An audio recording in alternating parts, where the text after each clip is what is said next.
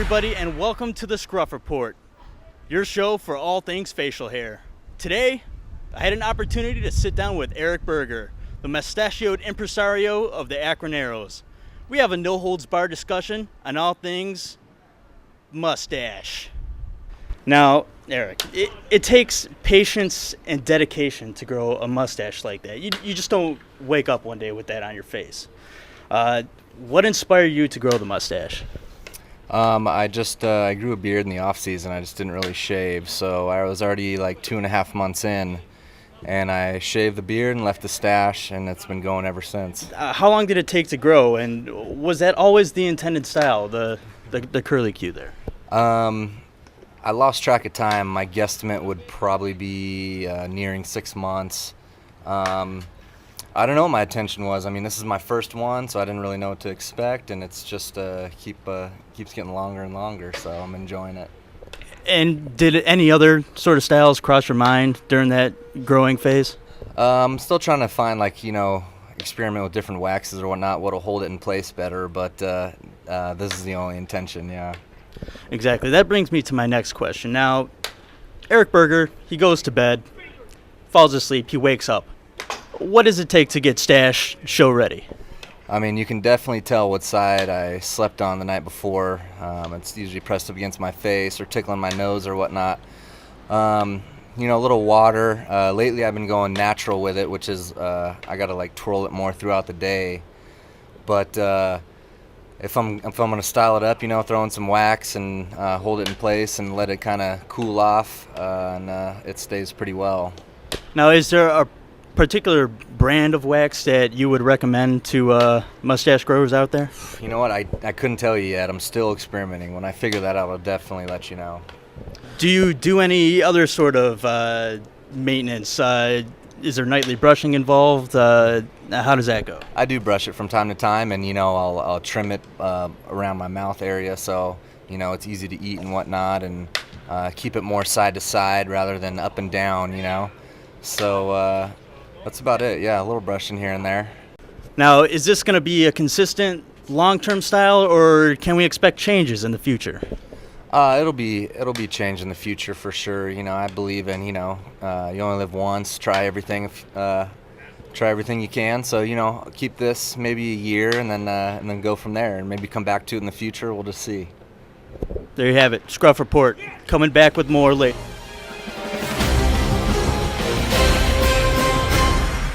Ladies, are you jealous that you can't have a mustache of your own? Join the Facial Hair Club for Women. And take it from me, I'm not only the president, I'm also a client.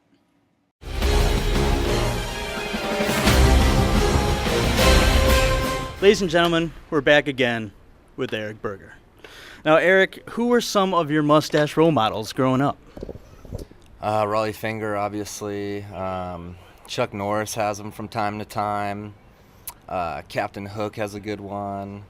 Yosemite Sam has a good one. You can go, it could be real characters or cartoon characters. There's a lot of good ones out there. So those are a few that come to the top of my head. Now, growing up, was it like one day I'm going to grow up to have a stash like that, or was this kind of a more recent reawakening?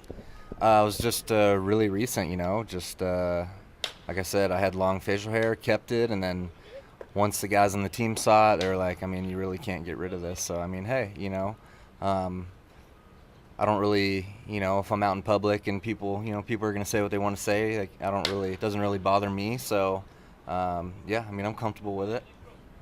Now, in the 70s, stashes were pretty big. 80s, the beard came into vogue. 90s, the goatee.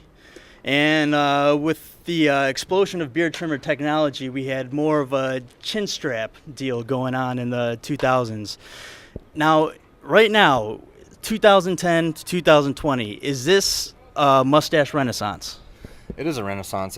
There's I get a lot of comments from peers, props for it, I guess you'd call it. But at the same time, when I'm hanging out with my peers or just walking around, I get a lot of odd looks at the same time that it's man, like they've never seen one or rarely seen one. And I just think, if it's, 30 years in the past or hundreds of years in the past, it's just, you look and you're like, like no big deal. So it is interesting to see my peers around town kind of look, and like they're very astonished. And to this day, half the people ask me, they think it's fake, and I'm like, no, it's not fake. I mean, I don't know who'd walk around their daily life wearing a fake mustache. So Well, there is a group that might do something like that. Now, hipsters, they're growing mustaches ironically. And, despite the overall number of mustaches and general mustache awareness, do you feel that the hipsters are helping or hurting the mustache cause? I think they're helping it, worst case. I mean, there's a lot of shirts out now and stuff, and they're bringing light to the subject, I guess, and, people ask me, is that like for a joke? And I'm like, no, it's for serious. Now, earlier in the season, Joe Gardner had a nice mustache going on. He kind of a little Cleveland Brown sort of thing. Did you feel betrayed when he got rid of it?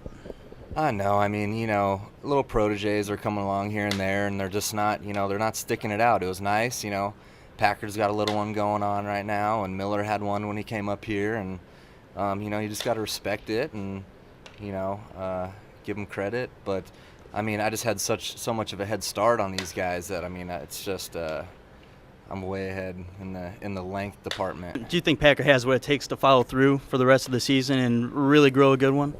I think Packard could grow it the rest of the season, definitely. I think he's enjoying it, and I think when people grow a mustache, it seems like the first month and a half is probably the toughest part, because it's like not that thick and whatnot. But once you get past that, it's downhill from there. It's easy.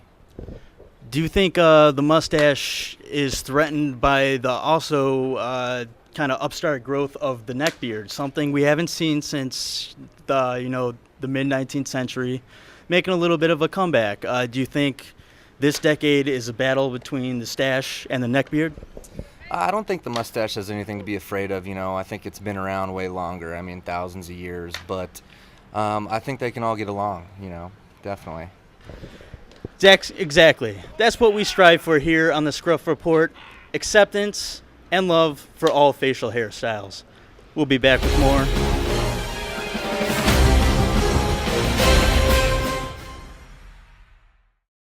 Barbasol, helping you look good since 1682. Scruff Report, back again, more with Eric Berger, tapping into the emotional side of things. Now, Eric, what does your mustache mean to you? Oh man, I'm pretty shy and around, and I just get, when I'm walking, just everybody, I see like eyes on me because of it, and it's a little interesting, but it kind of it'll make you come out of your shell a little bit. It's a conversation starter, I guess, for male and female. It's pretty interesting. To me, I'm just, really enjoying it. It's crazy. I mean, I go throughout my day and I can see it in my peripheral vision, so it's like never really off my mind. So it's just been, we have a common bond now, and I will definitely consider growing another one in the future at some point when this one's gone. And if your mustache could talk, what would it say? I think it would say, thank you for representing me in this way, respectfully, and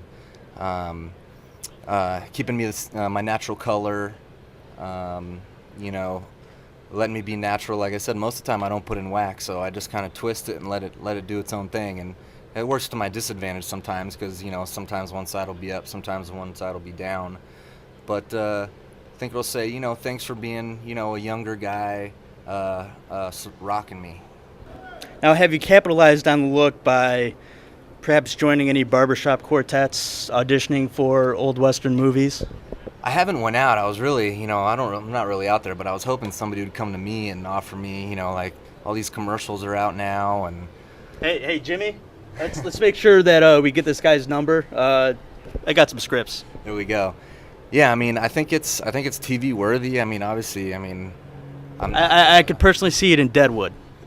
Too bad it's canceled, but yeah, grassroots campaign. a new young face for the show. Who knows? Yeah, I mean, I was hoping I'd just be walking around and somebody'd tap me on the shoulder and say, hey, I got an idea, and that would be awesome. But, yeah, it's worthy for it, so I guess we'll see what happens. Have you considered donning a top hat, cape, twirling it, laughing maniacally, possibly becoming somebody's evil twin? That would be pretty fun. Yeah, this will surely affect my inheritance. Yeah. I do have a, what would it be called, like a derby that I'd wear from time to time. I'd plan on being Captain Hook for Halloween, so, I mean, it's fun to jump in and out of character for sure. I'd rock a cape any day of the week. That'd be awesome. Things happen in baseball. What happens if you find yourself in the Yankees organization? How would you feel about getting rid of the stash? I mean, work comes first. I'd have to do what I have to do. Even in this organization, there's a above the lip policy. So, I mean, I've been good all year, and I think they've appreciated it, and I've been, respecting the rules. So, if I had to get rid of it to play baseball, it's got to go.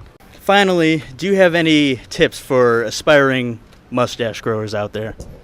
Yeah, I mean, don't get discouraged. Like I said, the first few weeks, first couple months is the toughest part. Once it's thick and full, it's downhill from there. You can just keep growing it, and just be self-confident in yourself. Don't care what other people say, or people will look at you and laugh, but that's okay.